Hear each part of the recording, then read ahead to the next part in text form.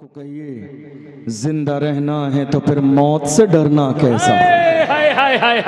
जिंदा रहना है तो फिर मौत से डरना कैसा। जंग लाजिम हो तो लश्कर नहीं देखे जाते। जिंदा रहना है तो फिर मौत से डरना कैसा। जंग लाजिम हो तो लश्कर नहीं देखे जाते।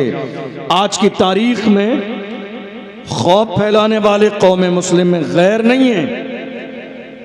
आप मेरी बात से इत्तेफाक करेंगे, हमारे अपने कैसे। नामूस रिसालत का मसला आया तो जब नामूस रिसालत का मसला आया, हर इलाके के जवान उठ के खड़े हुए। कहां गए? अपने इलाके के बड़ों के पास, अपने इलाके के जिम्मेदार लोगों के पास।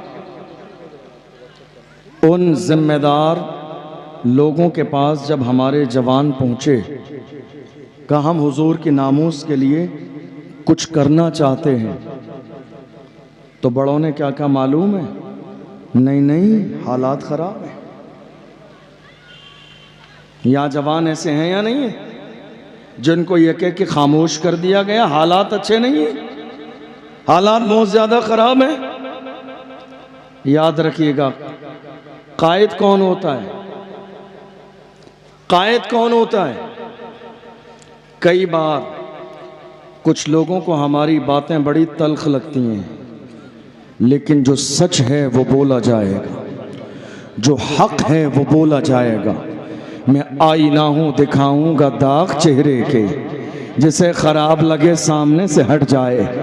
आईना कभी झूठ नहीं बोलता है, आईना कभी बुराई और गीबत नहीं करता है। आईना जैसा आपका चेहरा है वैसा ही दिखाता है। एक आलिम की जिम्मेदारी है कि वो आईने की तरह रहे।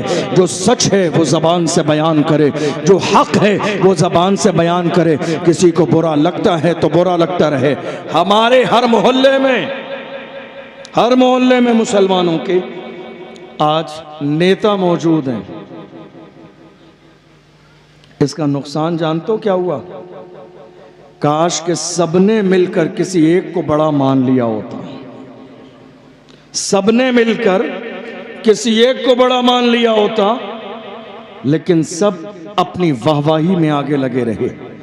यही वजह है कि आज हमारे दरमियान से हमने किसी एक को बड़ा न बनने दिया। याद रखिए, वाइट कुर्ता पजामा पहनने से कौम का कोई नेता नहीं बनता है। क्या हो रहा है मालूम है आपको? कुर्ता पजामा सिलाने के बाद नहीं साहब, ये कौम के नेता हैं। ईद आएगी तो रोड पर एक फ्लैक्स लगा दिया जाएगा, ईद मुबारक, और सबसे बड़ा जनाब का फोटो लगा होगा, ईद मुबारक। जालिम, तेरे ईद के मुबारकबाद देने से ईद मुबारक नहीं है। ईद को मुबारक करने वाली मेरे रब की जात है। तो आज तेरी जिम्मेदारी कौम का नेता बनने के बाद इतनी रह गई कि तू ईद की मुबारकबाद दे, होली दिवाली की मुबारकबाद दे। तेरी जिम्मेदारी इतनी रह गई है। तू तब कब कहां चला गया था जब नरसिंहन जैसे कुत्ते मेरे नबी की अज़मत पर भौंक रहे थे, तब गूंगा बहरा हो गया था। उस जमाने में बोलने वाला एक ही था, वो मर्द कलंदर जिसने महाराष्ट्र की सरजमीन पर रैली निकाल के दुनिया को बताया था, जो जान मांगोगे जान देंगे, जो माल मांगोगे माल देंगे, मगर ये हमसे कभी न होगा। नबी का चाहो जलाल। नारे तकबीर, नारे रिसालत, ताफुते नामूसे रिसालत कॉन्फ्रेंस, मसलके आला हजरत फैजान सरकार ताजी शरिया हजरत अल्लामा मुफ्ती अशरफ जिलानी अजहरी साहिब किबला। वाह वाह वाह वाह वाह, क्या बात। जहां बोलने की जरूरत है वहां बोलिए। जब बोलने की जरूरत है, वक्त बिल का मसला आया, बड़े बड़े अच्छे गूंगे और बहरे बन गए। एक जुमला उनकी जबान से नहीं निकला। ये मसला आज का नहीं है, रमज़ान के महीने से ये मसला कितना गर्म रहा, पूरे मुल्क ने देखा सोशल मीडिया पर।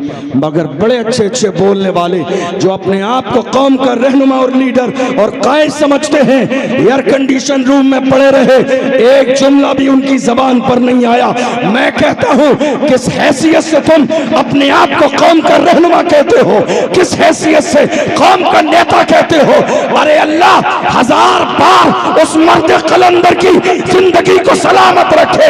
इसी बरेली की सरजमीन पर जब हुजूर की शान में गुस्ताखी हुई थी, आला हजरत के खानदान का वो शहजादा, दुनिया जिसे बाकी रजा के नाम से जानती है, इस्लामिया इंटर कॉलेज में मजमे को जमा करके कहा था कि मोहम्मद से वफा तूने तो हम तेरे हैं, ये जहां चीज है क्या नारे तकबीर, नारे रिसालत, मसलके आला हजरत, उलमाए अहले सुन्नत, रजा कमेटी, सरजमीन उमरिया बरेली शरीफ। बहुत अच्छा हजरत, जिंदाबाद जिंदाबाद।